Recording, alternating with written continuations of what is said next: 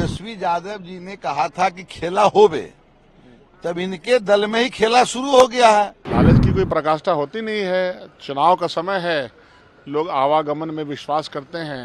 उसको 2024 के चुनाव के बाद में चुनाव कराना ही नहीं है। भाजपा अगर लोकसभा का टिकट देगी तो मैं सोचूंगी। अभी नरेंद्र मोदी जी प्रधानमंत्री हैं तो वो तो राहुल जी से बड़ा है ही है। हम लोग तो किसी को तोड़े नहीं है। तेजस्वी यादव जी ने कहा था कि खेला होवे, तब इनके दल में ही खेला शुरू हो गया है। हम लोग इनको एक खिलौना देते जा रहे हैं कि तो खेलते रहिए। और ये कौन कौन संकल्प यात्रा पर निकले हैं, तो पहले लोगों को बताना चाहिए कि 1990 से 2005 का जो दौर था, माता पिता का जो राज था, वो बताना चाहिए कि कितना घोटाला हुआ, जमीन लेके नौकरी दिया गया, अनेक घोटाला, चारा घोटाला हुआ, अपराधी कैसे अन्य मार्ग में शरण लेते थे। आज अन्य मार्ग में नीतीश कुमार जी के राज में अपराधी अगर अपराध करता है तो उसको पाताल से भी खोल दिया जाता है।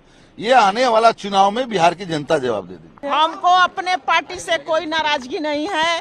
पार्टी के सिंबल पे मैं विधायक बनी हूँ और हम अपने पार्टी के शीर्ष नेताओं से यही कह रही हूँ कि मुझे भी सांसद बनने का मन कर रहा है। हमको भी नवादा से कांग्रेस टिकट दे। भाजपा अगर कांग्रेस टिकट देगी तो भाजपा अगर लोकसभा का टिकट देगी तो मैं सोचूंगी। अब यहाँ के बड़े बड़े नेता जब पाला बदल लेते हैं तो हम छोटा लोग भी समय आएगा तो कुछ कर। आपकी राहुल गांधी से ज्यादा बड़ा व्यक्तित्व मोदी जी का है। अभी नरेंद्र मोदी जी प्रधानमंत्री हैं तो वो तो राहुल जी से बड़ा है ही है। इसमें कहने की क्या बात है। टिकट की मांग कर रही है, किसी से बातचीत हुई है आपकी? किसी से हमको बातचीत नहीं हुई है। मीडिया के माध्यम से मैं यही कह रही हूँ कि हमारा जिला हमेशा बाहरी सांसद बना है। इस बार हमारे जिला का डिमांड है कि लोकल उम्मीदवार, हमारा अपना उम्मीदवार एनडीए से हो चाहे इंडिया से हो, जो पार्टी हमको टिकट देगी उसका मैं समर्थन करूंगी। सबसे बड़ा वजह क्या आपको कांग्रेस छोड़ के बीजेपी आने का?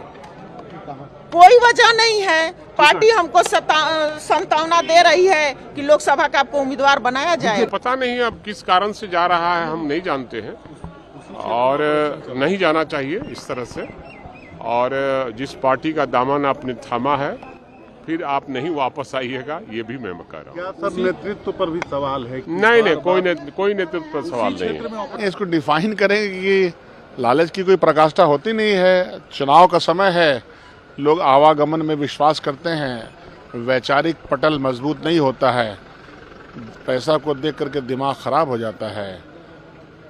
तो यही उसकी मिसाल है। ये सब पहले कांग्रेस फिर आरजेडी, क्या अगला नंबर किसका होगा? ये मिसाल है। अगला नंबर तो भारतीय जनता पार्टी पास होगा ना, कहाँ है किसका है, क्योंकि ये चीज़ें तो विश्वास पे चलती हैं और विश्वासघाती लोग इस तरह से घात लगा करके तमाम रिसोर्सेज का, टिकट का इस्तेमाल करते हैं।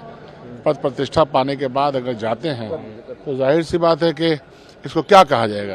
ये क्या है, उसको मतलब गंदी राजनीति कहेंगे? नहीं, गंदी राजनीति तो गंदी, भ्रष्ट, लोकतांत्रिक व्यवस्था को कमजोर करने वाली, और भाजपा इस तमाम खेल में शामिल रहती है। उसको कोई मतलब नहीं है कि देश में लोकतांत्रिक व्यवस्था बनी रहे। इनकार नहीं कर सकते हैं क्या कि भाजपा आने वाले दिनों में जेडीयू को भी तोड़ सकती है? हाँ, जेडीयू को भी तोड़ सकती है। अरे वो कुछ भी कर सकती है। उसको 2024 के चुनाव के बाद में चुनाव कराना ही नहीं है। तो वो जिस लिहाज से आगे बढ़ रही है, तो वो तो खतरा मंडला रहा है हमारे एक जो पूरी डेमोक्रेटिक प्रोसेस है इस देश में। पक्ष है, विपक्ष है, आवाज़ है, जनता की आवाज़ है, सबको सुला देना चाहती है वो। इसका खमियाजा देश की जनता को ही भुगतना पड़ रहा है ना। कल को कोई विपक्ष, कोई आवाज़ नहीं रहेगी।